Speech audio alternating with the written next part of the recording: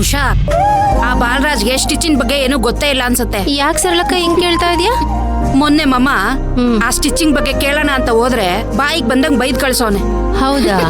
ಅಯ್ಯೋ, ಇದೆಲ್ಲ ನಿಮಗೆ ಗೊತ್ತಿಲ್ದಿರೋ ವಿಷಯನಾ? ಅವ್ರಿಗೆ ಹೊಸ ಮಿಷಿನ್ಗಳ ಬಗ್ಗೆ ಏನು ಗೊತ್ತಿಲ್ಲ. ಮಾತೆತ್ತಿದ್ರೆ ಸಾಕು 25 ವರ್ಷಗಳಿಂದ ಈ ಕಂಪ್ನಿಲಿ ಕೆಲಸ ಮಾಡ್ತೀನಿ ಅಂತ ಹೇಳ್ತಾರೆ. ಅದೇ ತರ 25 ವರ್ಷಗಳ ಹಿಂದೆ ಬಂದಿರೋ ಮಿಷಿನ್ಗಳ ಬಗ್ಗೆ ಮಾತ್ರನೇ ಗೊತ್ತವ್ರಿಗೆ. ಹೊಸ ಹೊಲಿಗೆ ಮಿಷಿನ್ಗಳ ಬಗ್ಗೆ ಅವ್ರಿಗೆ ಗಂಧ ಗಾಳಿನೂ ಗೊತ್ತಿಲ್ಲ. ಹಾಗಾದ್ರೆ ಒಂದ್ ಕೆಲಸ ಮಾಡೋಣ, ಹೊಸ ಎಕ್ವಿಪ್ಮೆಂಟ್ಸ್ಗಳು ಎಲ್ಲಾನು ಹಾಳಾಗೋಗಿದೆ, ಬಂದ್ ನೋಡಿ ನೋಡಿ ಅಂತ ಕರ್ದು ಟಾರ್ಚರ್ ಕೊಡೋಣ ಅವ್ರಿಗೆ. ಹಂಗೆ ಮಾಡ್ಬೇಕು ನೋಡೋರ್ಗೆ. ಇದೆಲ್ಲ ನಮಗ್ ಬೇಕಾ? ನೀನ್ ಸುಮ್ನೆ ಇರು. ಜಯಂತಿ, ನಮ್ಮ ಆನಂದನ್ ಕಂಟ್ರೋಲ್ ಮಾಡೋದಾತ್ ನೋಡುವ.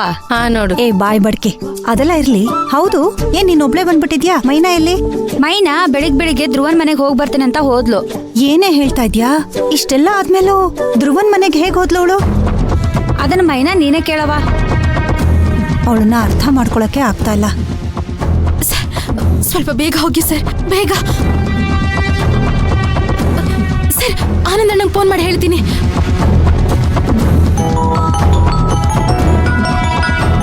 ಮೈನಾನೇ ಫೋನ್ ಮಾಡ್ತಾ ಇದ್ದಾಳೆ. ಮಾತಾಡು. ಹಲೋ, ಹೇಳು ಮೈನಾ. ಆನಂದಣ್ಣ, ಧ್ರುವರ್ನ ಯಾರೋ ಕಿಡ್ನಾಪ್ ಮಾಡ್ಕೊಂಡು ಹೋಗ್ಬಿಟ್ರು. ಮೈನಾ, ಏನ್ ಹೇಳ್ತಾ ಇದೀಯ ನೀನು? ಹೆಂಗಾಯ್ತು? ಯಾವಾಗಾಯ್ತು? ನಾವು ಪುಷ್ಪಕ್ ಸರ್ನ ನೋಡೋಣ ಅಂತ ಹೋಗ್ತಿದ್ವಾ, ಅಷ್ಟರಲ್ಲಿ ಯಾರೋ 4 ಜನ ಬಂದು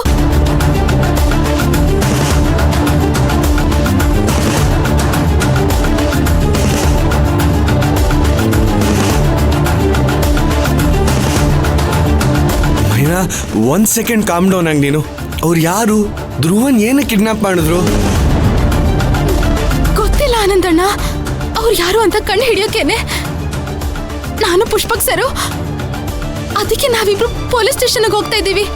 ಬೇಗ ಹೋಗಿ ಬಂದ್ಬಿಡ್ತೀವಿ. ಅಣ್ಣ ನೋಡಿ, ನೀವ್ ಈ ವಿಷಯನ ಮೊದ್ಲು ದೀಪಂಗ್ ಫೋನ್ ಮಾಡಿ ಹೇಳ್ಬಿಡಿ. ನಾನೇನಾದ್ರೂ ಹೇಳಿದ್ರೆ ಅವಳು ಕೋಪ ಮಾಡ್ಕೋತಾಳೆ. ಅವ್ರಿಗೀಗ್ಲೇ ಪೊಲೀಸ್ ಸ್ಟೇಷನ್ಗೆ ಬರೋದಕ್ಕೆ ಹೇಳಿ. ಸರಿ, ನಾನು ಹೇಳ್ತೀನಿ. ಆದ್ರೆ ಈಗ ಪುಷ್ಪಕ್ ಸರ್ ನಿನ್ ಜೊತೆನೇ ಇದ್ದಾರೆ ಅಲ್ವಾ? ಹೌದು, ನನ್ ಜೊತೆಲೆ ಅವರೇ. ಸರಿ, ಮಿಕ್ಕಿದ್ ನಾನ್ ನೋಡ್ಕೊಂತೀನಿ, ನೀನ್ ಹುಷಾರಾಗಿ ಹೋಗು. ಸರಿ ಸರಿ ಆನಂದಣ್ಣ, ನೀವು ಬೇಗ ಬನ್ನಿ.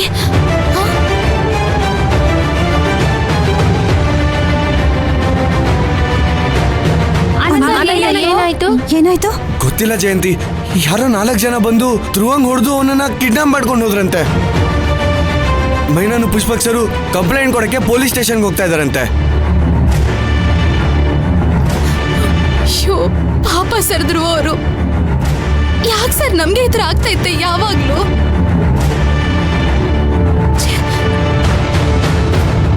ಸರ್ ಬೇಗ ಹೋಗಿ ಸರ್, ಧ್ರುವ ಅವ್ರಿಗೇನಾದ್ರೂ ಆಗ್ಬಿಡತ್ತೆ. ನೀವು ಬೇಗ ಹೋಗಿ ಸರ್. ಬೇಡ ಜಯಂತಿ ಮಾಮ, ಬೇಡ, ಸುಮ್ನೆ ಇರ್ತೀರಾ ನೀವುಗಳು? ಅಲ್ಲಿ ಹೋಗ್ತಾ ಇರೋದು ಕಂಪ್ಲೇಂಟ್ ಕೊಡೋದಿಕ್ಕೆ. ಎಲ್ರು ಹೋಗಿ ಏನ್ ಮಾಡಕ್ಕಾಗತ್ತೆ? ನಾವ್ ಎಲ್ರು ಹೋದ್ರೆ ಇಲ್ಲಿ ಕೆಲಸ ನೋಡ್ಕೊಳ್ಳೋದಾದ್ರು ಯಾರು? ಬಾಲರಾಜು ಗೊತ್ತಾದ್ರೆ ಸುಮ್ನೆ ಟೆನ್ಷನ್ ಆಗತ್ತೆ. ನಾನು ಅಲ್ಲಿ ಹೋಗಿ ಏನಾಗಿದೆ ಅಂತ ನೋಡ್ಕೊಂಡು ನಿಮ್ಗಳು ಫೋನ್ ಮಾಡ್ತೀನಿ. ನೀವುಗಳು ಇಲ್ಲೇ ಇದು ಕೆಲಸ ಮಾಡ್ತಾ ಇರಿ, ಸರಿನಾ? ಸರಿ ಆಯ್ತು, ಹುಷಾರು.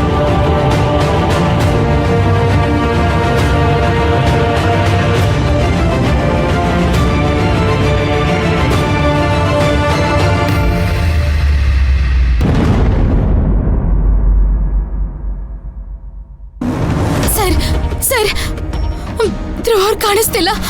ಬಾರಮ್ಮ ಮೈನಾ, ಏನಾಯ್ತು? ಸರ್, ಧ್ರುವರ್ನ ಯಾರೋ ಕಿಡ್ನಾಪ್ ಮಾಡಿದ್ದಾರೆ ಸರ್. ನನ್ ಜೊತೆ ಬನ್ನಿ ಬೇಗ ನೀವು. ಇರಮ್ಮ, ಮೊದಲು ಕೂತ್ಕೋ, ರಿಲ್ಯಾಕ್ಸ್ ಆಗು. ಆಮೇಲೆ ಏನಾಯ್ತು ಅಂತ ಸಮಾಧಾನವಾಗಿ ಹೇಳು. ಸರ್, ಅದಕ್ಕೆಲ್ಲ ಸಮಯ ಇಲ್ಲ ಸರ್. ಅವ್ರು ಕಿಡ್ನಾಪ್ ಆಗಿ ಸ್ವಲ್ಪ ಹೊತ್ತಾಯ್ತು ಅಷ್ಟೇ. ಬನ್ನಿ ಸರ್, ನೀವು ನನ್ನ ಜೊತೆ ಬನ್ನಿ ಸರ್. ಮೈನಾ, ಅವರು ಹಾಗೆಲ್ಲ ನಾವು ಕರೆದ ತಕ್ಷಣ ಬರೋದಕ್ಕಾಗಲ್ಲ. ಅವ್ರದೇ ಆದಂತ ಪ್ರೊಸೀಜರ್ಗಳಿರುತ್ತೆ. ಅದು ಸರಿ, ಧ್ರುವಂಗ್ ಏನಾಯ್ತು?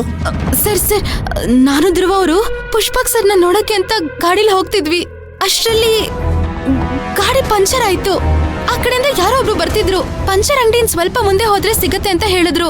ನನ್ನ ಧ್ರುವ ಅವ್ರು ಅಲ್ಲೇ ಬಿಟ್ಟು ಆ ಹುಡ್ಗನ್ನ ಕರ್ಕೊಂಡ್ ಬರ್ತೀನಿ ಅಂತ ಹೋದ್ರು. ಅಷ್ಟರಲ್ಲಿ ಅದ್ಯಾವ್ದೋ ಗಾಡಿ ಬಂತು ಸರ್. 4 ಜನ ಧ್ರುವರ್ನ ಎತ್ಕೊಂಡೆ ಹೋಗ್ಬಿಟ್ರು. ಕಿಡ್ನಾಪ್ ಮಾಡಿದವ್ರನ್ನ ನೋಡಿದ್ರೆ ಗುರ್ತಿಡಿಯಕ್ಕಾಗತ್ತಾ? ಇಲ್ಲ ಸರ್, ಅವರೆಲ್ಲ ಮುಖವಾಡ ಹಾಕೊಂಡಿದ್ರು. ಗಾಡಿ ಮಾಡ್ಲು ಗೊತ್ತಿಲ್ಲ ಸರ್, ಅದ್ಯಾವುದು ನಂಗೆ ಗೊತ್ತಿಲ್ಲ. ಸರಿ, ಗಾಡಿ ನಂಬರು, ಕಲರು? ಸರ್ ಬಿಳಿ ಬಣ್ಣ. ಗಾಡಿ ನಂಬರ್ ಗೊತ್ತೇನಮ್ಮ? ಗಾಡಿ ನಂಬರ್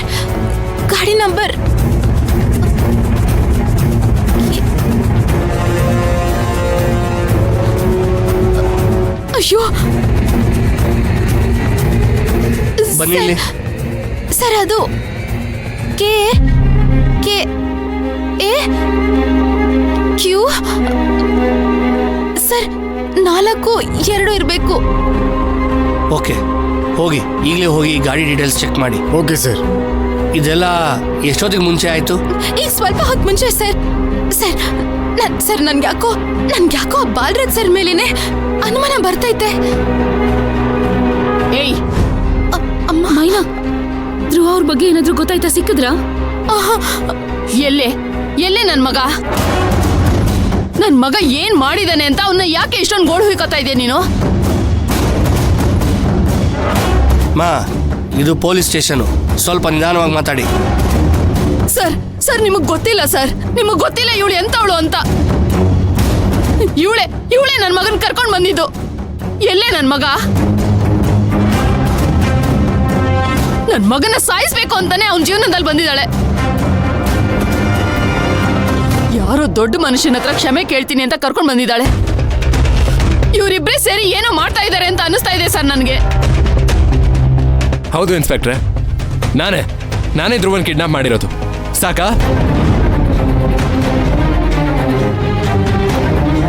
ಸರ್ ಯಾಕೆ ಸರ್ ಈ ತರ ಎಲ್ಲ ಮಾತಾಡ್ತಿದ್ದೀರಾ? ಮತ್ತೇನೇನ್ ಮೈನಾ, ಧ್ರುವನ್ನ ಕರ್ಕೊಂಡ್ಬಂದು ನನ್ನ ಹತ್ರ ಕ್ಷಮೆ ಕೇಳಿಸಿ ಅಂತ ನಾನು ಹೇಳಿದ್ನ? ಬೇಕಾಗಿತ್ತ ಈ ಮಾತೆಲ್ಲ ಈಗ? ಅಯ್ಯೋ ಸರ್, ಅವರೇನೋ ಧ್ರುವನ್ನ ಕಳ್ಕೊಂಡಿರೋ ಕೋಪದಲ್ಲಿ ಆತರ ಮಾತಾಡ್ತಾವ್ರೆ.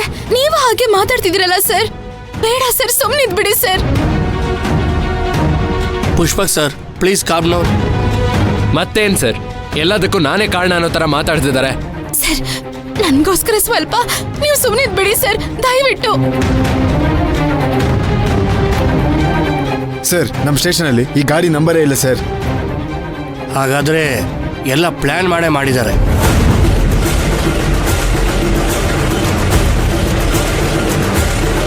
ಸರ್ ನಾನು ಅದನ್ನೇ ಹೇಳ್ತಾ ಇದ್ದೀನಿ, ಎಲ್ಲ ಇವರೇ ಪ್ಲಾನ್ ಮಾಡಿರೋದು ಅಂತ. ಅಯ್ಯೋ ಅಮ್ಮ, ನಿಮ್ ಕೋಪ ನನ್ಗೆ ಅರ್ಥ ಆಗ್ತೈತೆ. ಹಾಗಂತ ಪುಷ್ಪಕ್ ಸರ್ ಮೇಲೆ ತಪ್ಪು ಹೊರಿಸೋದು ತಪ್ಪು. ಮಾತಾಡ್ಬೇಡ ನೀನು, ಬಾಯಿ ಮುಚ್ಕೊಂಡು ಸುಮ್ಮನೆ ನಿಂತ್ಕೋ. ನೋಡಿ, ನಾವೆಲ್ಲರೂ ಸ್ವಲ್ಪ ಸಮಾಧಾನವಾಗಿದ್ರೆ ಧ್ರುವರ್ ಎಲ್ಲಿ ಅಂತ ಎಲ್ಲರೂ ಸೇರ್ಕೊಂಡು ಹುಡುಕ್ಬೋದು. ಸ್ವಲ್ಪ ಅರ್ಥ ಮಾಡ್ಕೊಳ್ಳಿ. ತುಳಸಿಯವರೇ, ನೀವಾದ್ರೂ ಹೇಳಿ. ಅತ್ತೆ, ಸ್ವಲ್ಪ ಸಮಾಧಾನದಿಂದ ಇರಿ.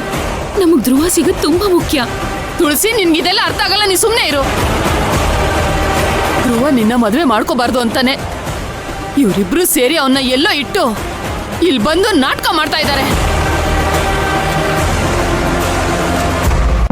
ಏನಮ್ಮ ಹೇಳ್ತಾ ಇದ್ದೀರಾ ನೀವು?